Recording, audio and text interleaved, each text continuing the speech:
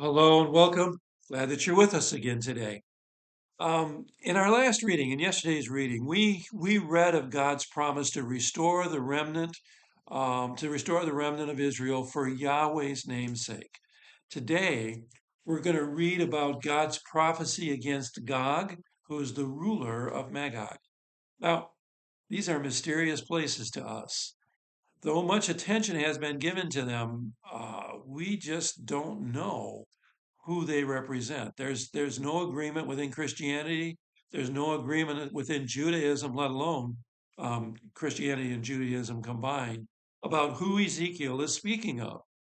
Maybe that indicates that it's some yet to come power that will attack God's people.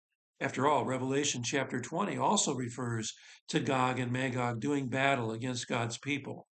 But whatever the case, it's clear that when the time comes, God will utterly defeat this threat to his people.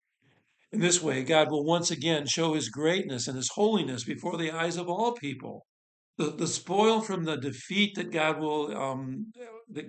will cause for Gog and Magog will be so great that the plunder for Israel will kindle her fires for 7 years. That's what the prophecies, or that's what Ezekiel tells us. And it will take 7 months, 7 months for Israel to bury all the dead. Now, remember that in biblical language, the number seven represents completeness.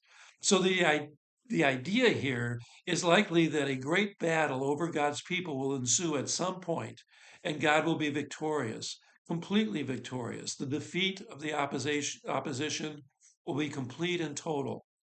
Such an oracle actually comports very nicely with other eschatological end time prophecies, though there are other elements that remind us of some other things too, as we're going to see next as we continue reading along here.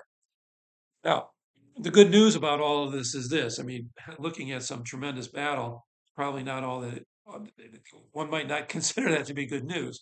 But the good news is this is that once again, God promises to restore his people. He calls it the fortunes of Jacob this time.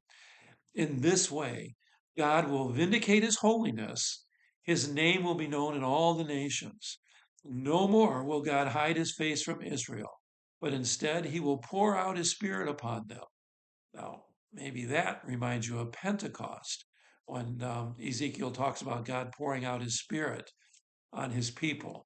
So all of these things are moving around, and we obviously have some forward-looking things that are speaking to us eschatologically, and also, as we will see in the coming days, in the coming readings here, Christologically. Well, again, may God be with you, bless you as you do these readings. I pray the comments are helpful, and that you're learning and growing as you do these readings. I look forward to gathering with you again the next time.